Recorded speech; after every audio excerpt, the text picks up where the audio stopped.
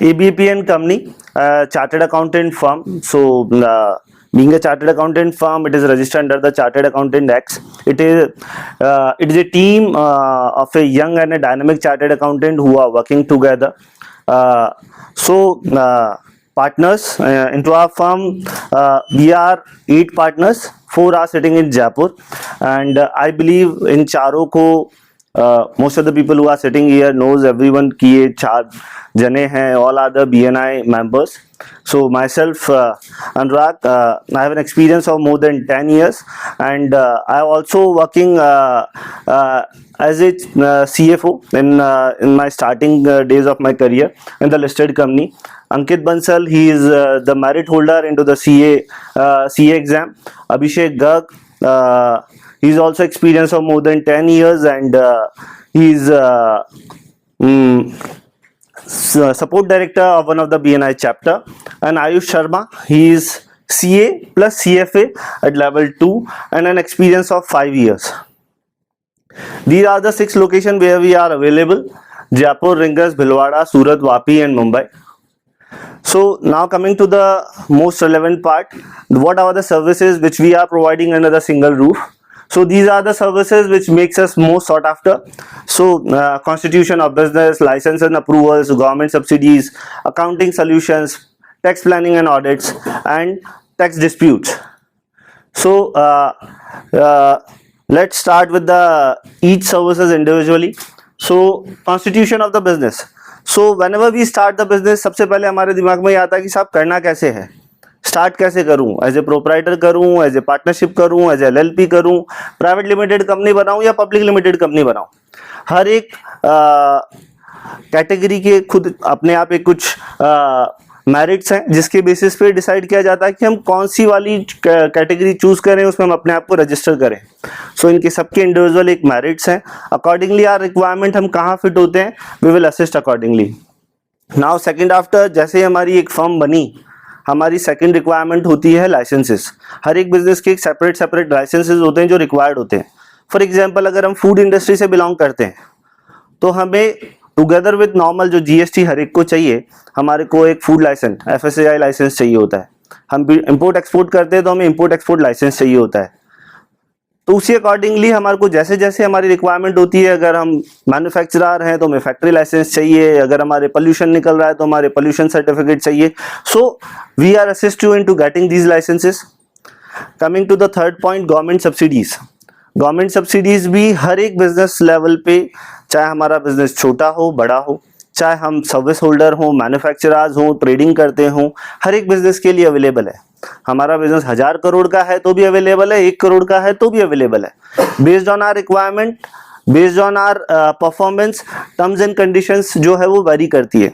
जो हमारे को आज 1 करोड़ बिजनेस वाले को जो टर्म्स एंड कंडीशन चाहिए गवर्नमेंट सब्सिडी लेने के लिए, वो 1000 करोड़ वाले को नहीं चाहिए. उसके लिए सेपरेट सेट ऑफ रिक्वायरमेंट है. सो इनटू द गवर्नमेंट सब्सिडी, ये हमारे को starting from the land purchase, हमारे को गवर्नमेंट वहां से असिस्ट करती है.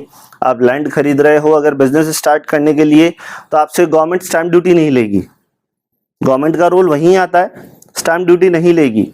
आपको उसके बाद में बिजनेस स्टार्ट करने के बाद में पैसा चाहिए तो आपको गवर्नमेंट इंटरेस्ट में आपको सब्सिडाइज पैसा दे देगी, जिसके अंदर आपको माइट भी 3-4% ही लगे अगर बड़ा अमाउंट ले रहे हो तो.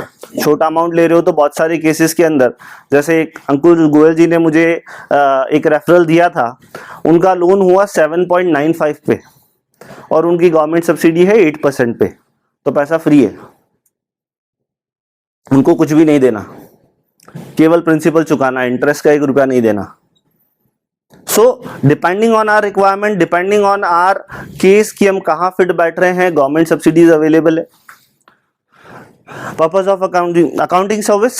सो इनटू द अकाउंटिंग, ये एक और पेन पॉइंट है हम सब बिजनेसमैन के लिए कि साहब अकाउंटिंग करें तो करें कैसे, क्योंकि हम बिजी रहते हैं हमारे दूसरे रूटीन चीज़ों के अंदर. और अकाउंटिंग ऐसी चीज़ है जो हमारे को मेजर करके बताती है कि हम प्रॉफिट में हैं या लॉस में हैं, हमारा स्टॉक कितना है. आज आपके हिसाब से आपके मन में आपको है कि साहब मेरे पास में 70 गाड़ियां हैं, माइट भी एक्चुअली 80 खड़ी है, 75 खड़ी है, क्योंकि डेली प्लस माइनस होता है. डेली आप कुछ बेच रहे हो, कुछ खरीद रहे हो, तो एक गिवन पॉइंट ऑफ टाइम मेरी कितनी क्या चीजें हैं वो मुझे नहीं पता होती। आपके केस में फिर भी 70-80 हैं। किराना स्टोर वाला है उसके लिए, आज डीमार्ट है उसके लिए। तो ये एक ऐसा सोल्यूशन है जो अपने को बताता है कि हम एग्जैक्टली हैं क्या in terms of stock, in terms of expenses, in terms of profitability. So ये एक पेन पॉइंट है जहां पे not for the bigger businesses but the small businesses have the problem कि यार हम अकाउंटेंट रखे तो रखे कैसे, हमारी इतनी बड़ी कॉस्ट हमारे को नहीं परवड़ती है उनको रखने की। So we assess them there, we have a team of 4-5 peoples who are separately sitting only for this accounting purpose, जो आपको मंथली बेसिस आपका प्रॉफिटेबिलिटी स्टेटमेंट, आपकी डेटर्स क्रेडिटर्स लिस्ट, जितना आप पैसा बाजार में मांगते हो और कितना आपको देना है, वो आपको पूरा डिटेल बना करके आपको मंथली शेयर करती है।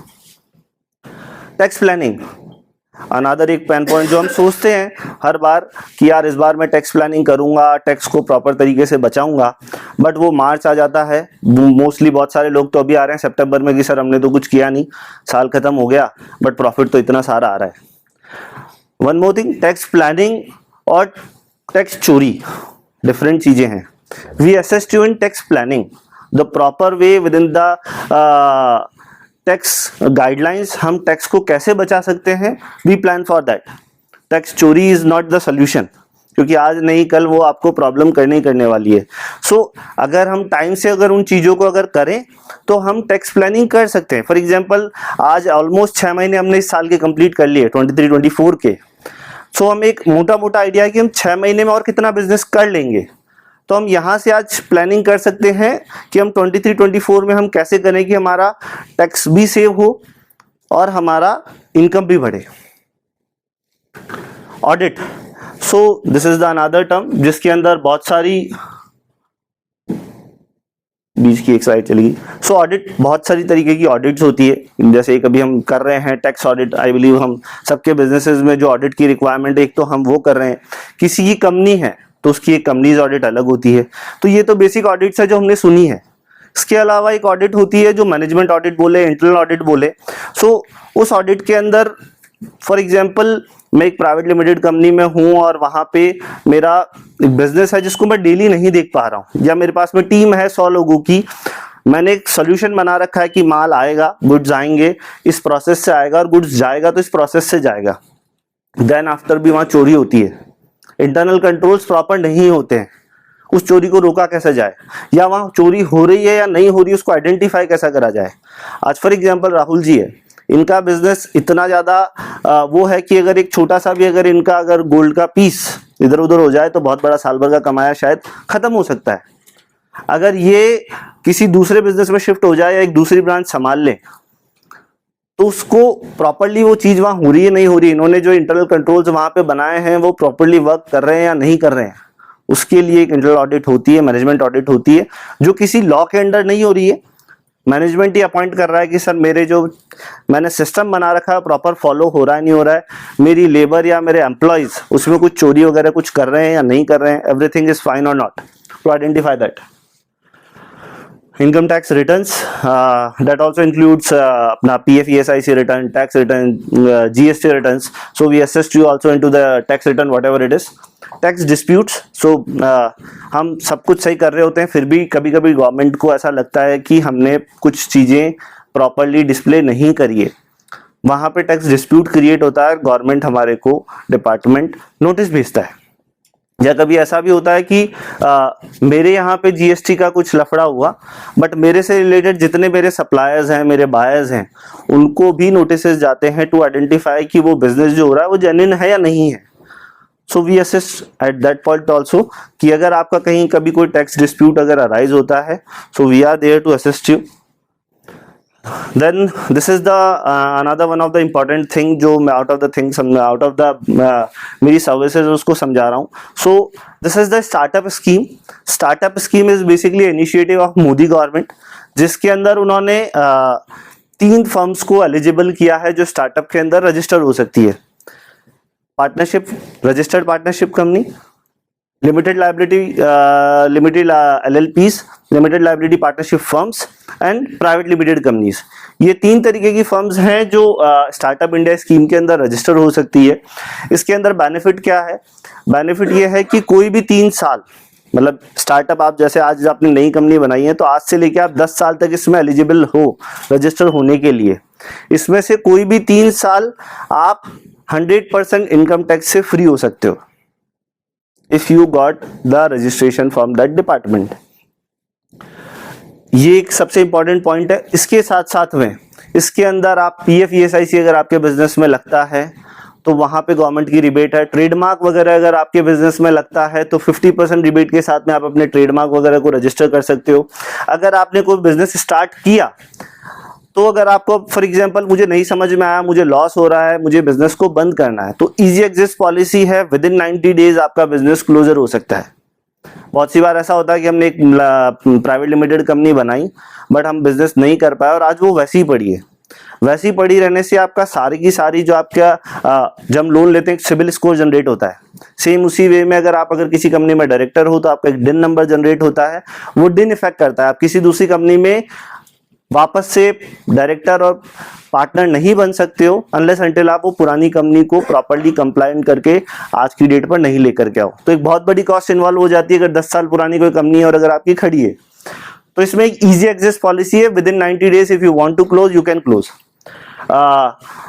इन्वेस्टर्स हैं उनके लिए अगर फॉर एग्जांपल आपकी कोई प्राइवेट लिमिटेड कंपनी है, मैं इन्वेस्ट करना चाहता हूं तो वहां पे मुझे कुछ टैक्स के अंदर रिबेट्स हैं, टाइम कंज्यूमिंग कंप्लायंसेस नहीं है, तो ये बहुत सारे इसके अंदर इनिशिएटिव्स हैं जो मोदी गवर्नमेंट ने दिए हैं फॉर स्टार्टअप्स। तो नया बिजनेस होना चाहिए, 10 साल तक अवेलेबल रहेगी और 100 करोड़ का टर्नओवर, दोनों में से जो पहले हो गया 10 साल या 100 करोड़ का टर्नओवर, वहां पे आप स्टार्टअप का जो बेसिकली आपको जो रिकॉग्निशन मिला है वो खत्म हो जाएगा। So these are the things for which you can choose us. These are the services which you can get under the single roof, and these are clients. So we are the clients into these particular categories. If you want to connect from anyone, for example, if you want to connect from anyone into the event category, you can let me know. I can connect you there. So these are my ask. Doctors, manufacturers, startups, business service providers, or any business who is looking for chartered accountants or the individuals. Thank you.